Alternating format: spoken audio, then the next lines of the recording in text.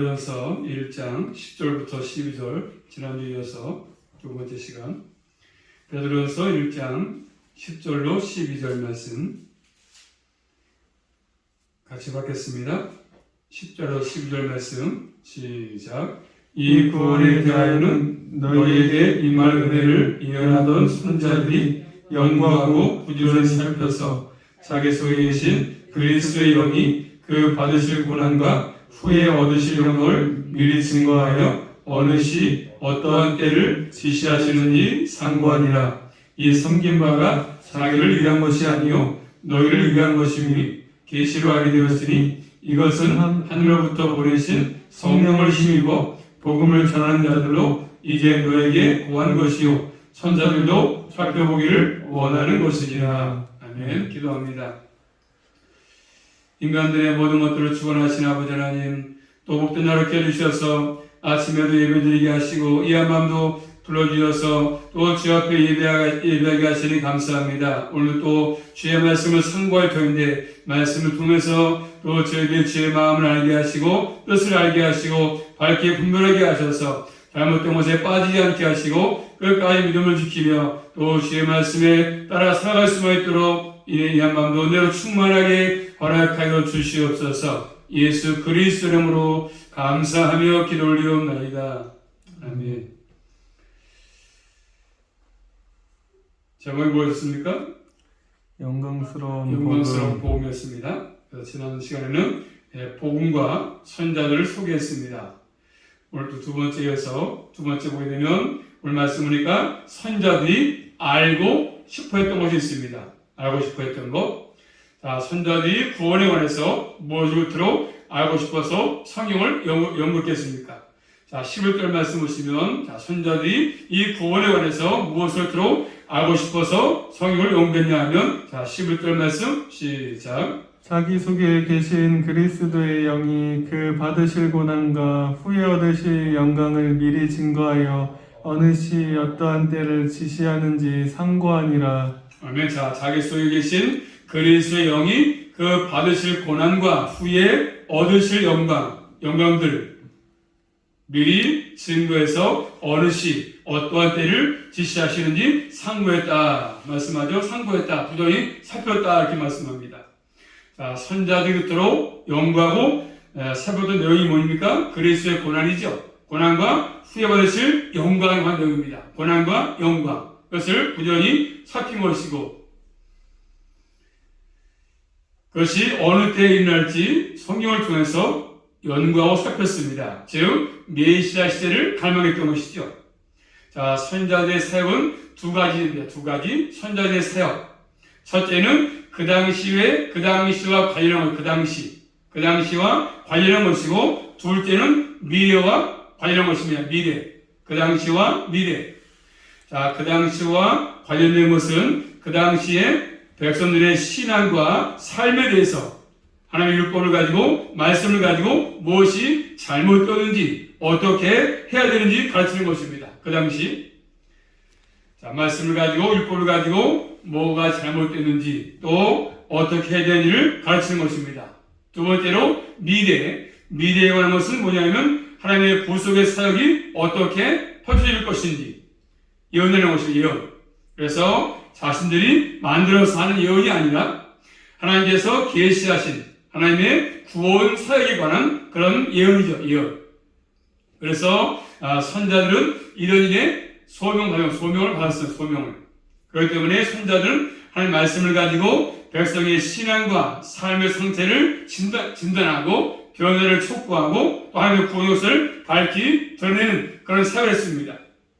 그래서 신약성경 한번 찾아볼까요? 요한복음 1장 가서 보시면 요한복음 1장 6절로 7절 말씀 보시면 이렇게 선자들은 말씀을 가지고 백성들의 신앙과 삶의 형태를 진단하고 또 변화를 촉구했고 또 하나님의 구원의 것을 밝히 드러냈습니다. 그래서 자, 요한복음 1장 6절로 7절 말씀 보시면 하나님께로서 시작. 하나님께로서 보내심을 받은 사람이 났으니 이름은 요한이라. 저가 증거하러 왔으니 곧 빛에 대하여 증거하고 모든 사람으로 자기를 인하여 믿게 하려 함이라. 하나님께로부터 보내만 사람이 있다고 말씀하죠. 그게 누굽니까? 여호와의 말씀 요한. 저가 증거했는데 뭘 증거했습니까? 빛에 대해서 증거했고 또 모든 사람으로 자기를 위해서 믿게 한다. 누구를요? 예수 그리스도를 믿게 하려 합니다. 이렇게 지금 말씀을 주고 있습니다. 그러니까 선자들의 사역은 바로 증거의 사역이 증거하는 사역입니다. 증거하는 것이죠. 뭘 증거하겠습니까? 하나님의 구원 역사를 드러내고 그리스도를 드러내는 역사, 나타내 보는 것이죠.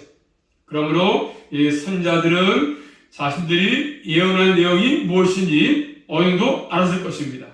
그렇지만 그 예언이 언제 성취할지는 몰랐습니다. 그렇지만 그들은 언제 성취할지 이것을 간절히 알기 원했습니다. 그래서 성경을 상고했고 부지런히 살폈습니다. 그래서 고난과 영광 이 두 가지는 구약 성경 예언의 핵심 아니겠습니까? 구약에 항상 구약 보시면 예수님의 고난과 영광을 핵심을 이루고 있습니다.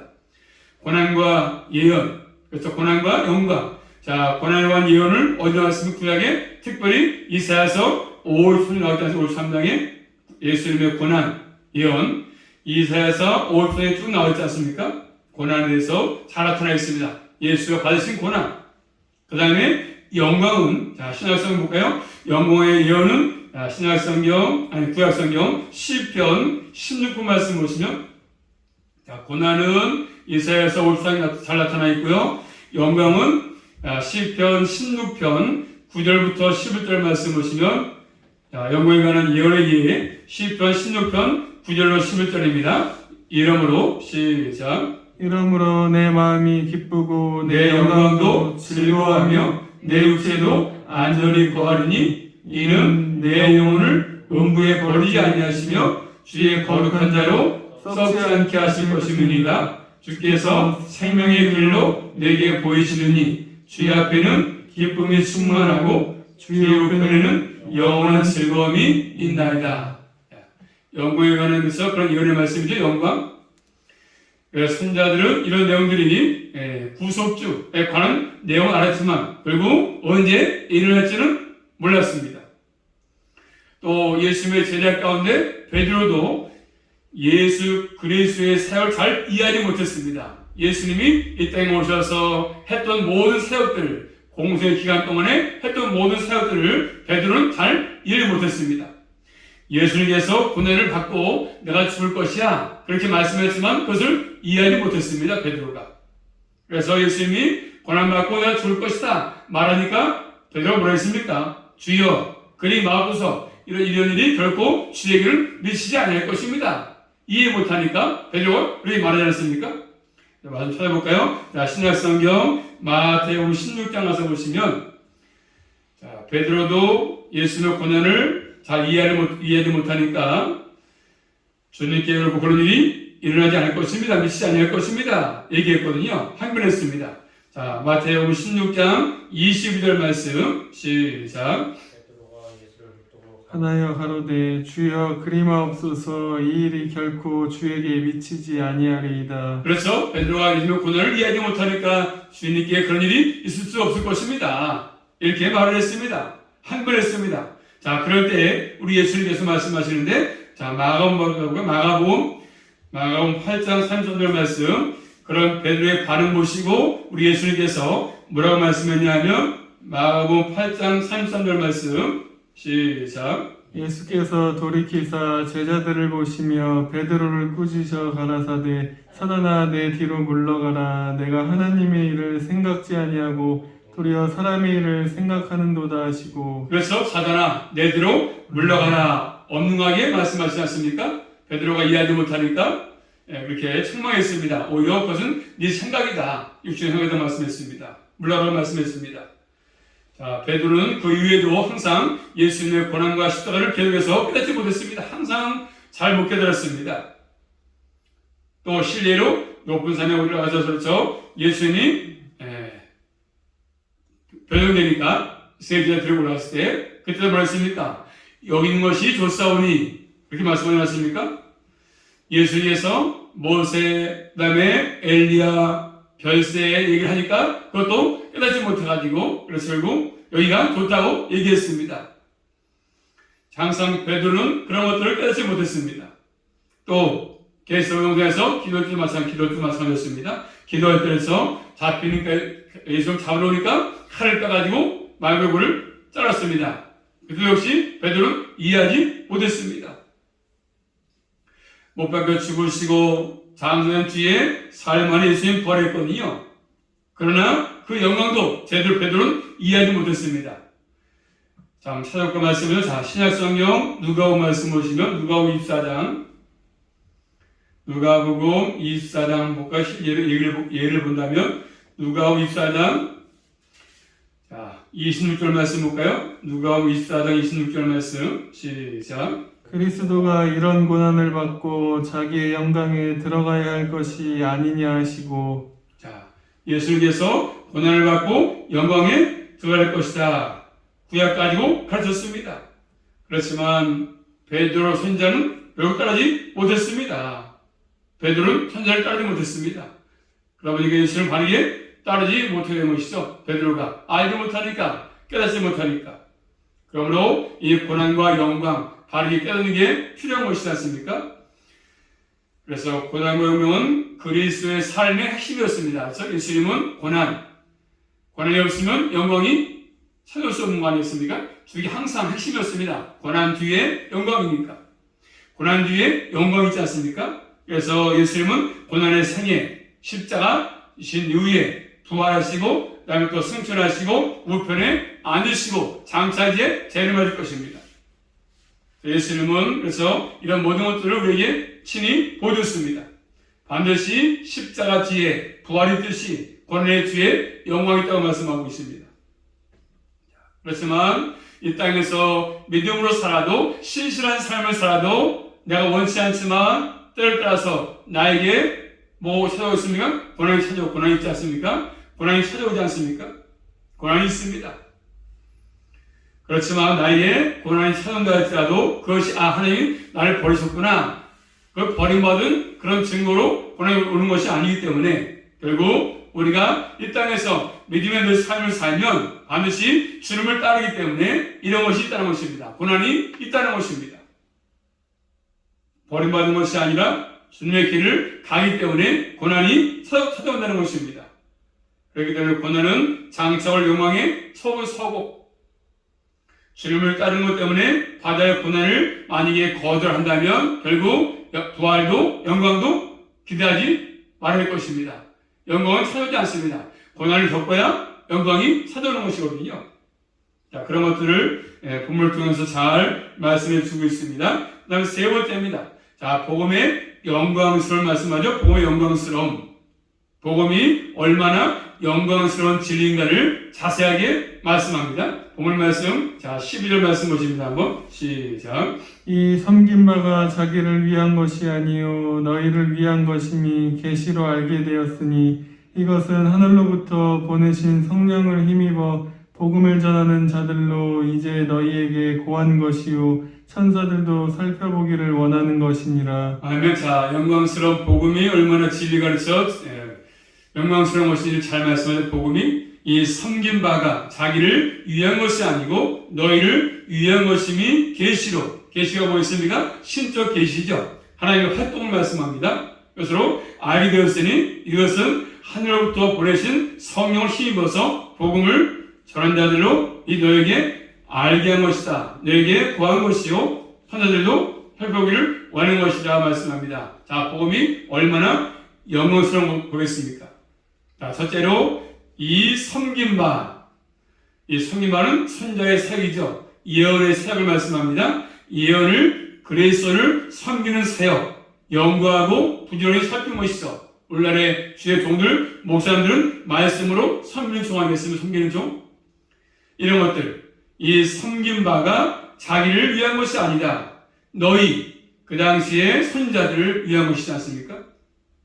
그리고 구약은 예언의 책을 말씀하죠. 구약은 예언하신 책인데 그걸 말씀하면서 이것은 너희를 위한 것이다. 너희를. 자, 우리도 너희 속에 포함되지 않습니까? 자, 선자들은 그리스도 오심을 예언했지만 그리스도를 보는 특권을 갖지 못했습니다. 구약의 선자들은 주님을 보지 못했습니다. 자, 그래서 우리는 이미 오신 그리스도를 모시고 살고 있지 않습니까? 이제 주님이 재림할 것이고 이후의 세가 영광스러운 세가 있다는 것을 우리 알지 않습니까? 복음을 통해서 이미. 그러므로 우리는 더욱더 구약의 선자보다 우리 지금 더욱더 명확하게 정확하게 알고 믿는 거 아니겠습니까? 그러므로 우리가 가진 복음 더 확실하고 영광스러운 이유가 그런 것입니다. 영광스럽다 복음이. 또 두 번째로 복음이 영광스러운 이유가 뭐였습니까? 자, 천사도 살펴보기를 원한다. 간절한 욕구죠.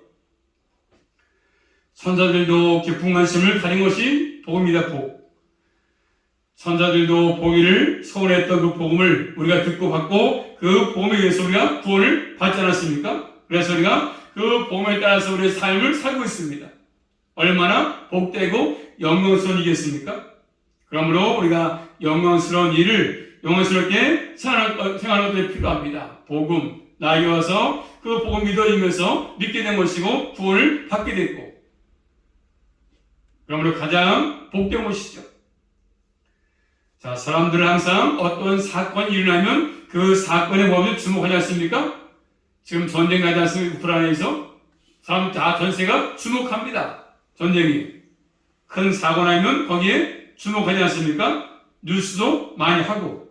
그래서 전쟁이 나면 또 지진 나면 사람 주목하지 않습니까? 거기에 어떤 사건이 일어난다든가 또 자연재해가 일어난다든가 또 어떤 사람이 죽었다든가 유명인사가 죽었다든가 오늘 누가 죽은 것 같은데 여자 연예인. 예. 그럼 사람들이 주목하지 않습니까? 아, 누가 죽었대. 주목합니다. 특별해서 이름 있는 사람들, 연예인들이 죽으면 사람들이 주목합니다. 그리고 뉴스에 크게 나오지 않습니까? 거기에 또 주목합니다. 그렇지만 그 주목하는 것들이 얼마 안 가서 금방 사람의 생각에, 마음에 다 그런 것들이 사라집니다. 없어집니다. 그러나 우리는 그런 것도 물론 중요하겠지만 우리가 주목할 것은 누구겠습니까? 우리를 구원하신 예수 그리스도, 그분에게 주목하는 게 필요하죠. 또 그분의 복음에 주목하는 게 필요한 것입니다. 우리가 주목해야 할 분은 예수 그리스도 아니겠습니까? 이 땅에서 일어나는 모든 사건을 천사가 모르겠으면 천사 다 알죠. 천사들도. 그렇지만 천사도 그런데 주목하지 않고 예수 그리스도를 주목했습니다. 그러므로 구원이 참으로 가장 큰 뉴스였습니다. 천사들이 이 땅에서 일어나는 모든 것들을 또 교회를 겉으로 관심이 줬겠지만 결국 그런 관심이 아니라 결국 예수님에게 주목했습니다. 자, 한번 말씀 찾아볼까요? 에베소 1장 가서 보시면 에베소 1장 3절부터 쭉 보시면 삼위 하나님께서 그 모든 것들을 쏟아붓지 않습니까? 자, 그러면서 하나님의 수송을 들었던 천사들이 하나님 행하신 모든 관심을 갖지 않을 수가 없었습니다. 그렇지만 결국 그것보다 중요한 것은 이 땅의 모든 사건보다 중요한 것은 예수 그리스도께 집중하는 것입니다. 우리도 이 땅에 예수 그리스도 은혜로 구원을 받았다고 한다면 그리스도의 종으로 산다고 한다면 어디에 관심을 두게 없겠습니까? 사람들은 다른 것들에 관심을 두고 살지만 우리는 변하지 않는 우리를 구원하신 그 주님께 관심을 두고 사는 것들이 필요합니다. 복음은 하나님의 복이고 가장 기쁜 소식 아니겠습니까? 이 세상에서 뉴스는 영원할 수가 없습니다. 그때뿐이지 지나면 다 그래서 사람들이 기억 속에 있어지지 않습니까? 영원한 가치가 없습니다. 지나면 끝납니다. 아무리 유명한 사람이 죽었다 할지라도 그것으로 끝이 납니다. 아무리 큰 소식이라도 며칠만 지나면 별로 우리에게 남은 것이 없습니다. 큰 사건도 마찬가지고 남지 않습니다. 그래도 사람들은 그런데 관심을 가지고 계속적으로 그 소식을 접하고 살피지 않습니까? 그렇지만 이 땅의 모든 사고, 사건들은 다 금방 지나가고 영원하지 않습니다. 가치가 별로 없는 것들입니다. 그렇지만 우리가 듣고 있는 복음은 영원한 가치가 있고 가장 영광스러운 것이거든요. 한번 찾아볼까요? 신약성경, 마지막 성경, 요한계시록 14장 가서 보시면 이 땅의 모든 것들은 사고, 사건들은 금방 지나면 끝이 나고 결국 영원한 가치가 없지만 요한계시록 14장 6절 말씀 보시면 시작. 또 보니 다른 천사가 공중에 날아가는데 땅에 거하는 자들 곧 여러 나라와 족속과 방언과 백성에게 전할 영원할 복음을 가졌더라. 무슨 복음이요? 복음은 영원한 복음이지 않습니까? 이 땅의 모든 것 다 지나가고 끝이 금방 변하지만 복음은 영원한 복음이 영원한 복음. 영원한 생명을 가지고 있는 것이죠. 이 땅에서 예수를 믿느냐 안 믿느냐에 따라서 결국 죽음 이후에 가는 곳이 달라지기 때문에 이런 복음을 우리는 이미 소유하고 살기 때문에 가장 복된 거 아니겠습니까? 영원한 복음. 이 복음을 가볍게 생각해서는 안 되는 것이지요. 그리고 복음에 의해서 구원을 받은 사실이 얼마나 큰 일인지 아는 사람은 결코 복음을 가볍게 여길 수가 없는 것이죠. 가볍게 취급할 수가 없는 것입니다. 가장 귀한 복음, 영광스러운 복음, 변하지 않는 것, 영원한 복음 아니겠습니까? 자, 신약성경 히브리서 2장 가서 봅니다. 2장 3절 말씀. 그러므로 복음을 통해서 우리가 영원한 복음을 통해서 구원을 얻었고 가장 귀한 것을 받았기 때문에 히브리서 2장 3절 말씀. 히브리서 2장 3절 시작. 우리가 이같이 큰 구원을 등한히 여기면 어찌 피하리요. 이 구원은 처음에 주로 말씀하신 바요 들은 자들의 우리에게 확증한 바니. 아멘. 무슨 구원이요? 이같이 큰 구원을, 그렇죠? 작은 것도 아니고 큰 구원을 등한히 여기면, 그렇죠? 구원 받는 거, 구원 얻은 거 등한히 여기면 어찌 피하리요. 어찌, 그렇죠? 그 복음을 피하리요. 그런 말 아니겠습니까? 하나님께서 크게 여기신 그 구원을 우리가 소홀히 여기면 어떻게 되겠습니까? 그러므로 복음의 가치를 아는 삶이라고 한다면 그 복음을 귀하게 여길 수밖에 없는 것이잖아요. 한 가지 더 기억할 것은 뭐냐면 이 복음은 영광스러운 복음이지만 영광스러운 복음을 우리에게 전하도록 맡기신 것입니다. 어떠한 나라에 맡긴 것도 아니고 단체에 맡긴 것도 아니고 또 천세계에 맡긴 것도 아니지 않습니까? 어떤 대한민국 정부에 맡긴 것도 아닙니다. 또 인류 대학에 맡긴 것도 아닙니다. 바로 이 복음을, 영원한 복음을 하나님이 세우신 교회에 맡기신 것입니다. 여러분 각자에게 맡긴 것이지 않습니까? 그러므로 우리가 귀하게 여기면서 이 복음을 그래서 전해서 많은 영혼들을 주님께 인도하는 것이 우리에게 필요한 것이지 않습니까? 그 책임을 우리에게 물을 것입니다. 우리가 안 한다고 한다면. 자, 마지막 얘기하고 싶은 것은 뭐냐면 루터의 칭의의 교리에 영향을 끼쳤던 자크 리베부르라는 사람이 있습니다. 이렇게 말했습니다. 한번 따라갈까요? 복음을 알라. 복음을 알라. 복음에 순종하라. 복음에 순종하라. 복음을 알게 하라. 복음을 알게 이런 말했습니다. 복음을 알라. 복음에 순종하라. 복음을 알게 하라. 자, 영원한 복음. 우리를 구원의 길로 인도했던 복음. 사실을 꼭 깨닫고 모두가 그 영원한 복음을 귀하게 여기고 나아가서 그 영원한 복음을 많은 사람에게 또 전해서 몸된 교회로 많은 사람들을 인도할 수 있기를 주님의 이름으로 축복합니다. 기도합니다. 살아계신 아버지 감사합니다. 그 복음이 얼마나 영광스러운 복음인가를 우리도 깨닫게 하신 아버지 감사합니다. 늘 저희들 그 복음을 귀하게 여기며 살게 도와주시고 또 그 귀한 복음을 또 많은 자들에게 알게 하셔서 많은 자들 또 주님께로 우리 모두가 인도할 수만 있도록 함께하여 주시옵소서. 복음을 알게 하게 하시고 또 복음을 증거할 수만 있도록 인도하여 주시옵소서. 예수 그리스도 이름으로 감사하며 기도 올리옵나이다. 아멘.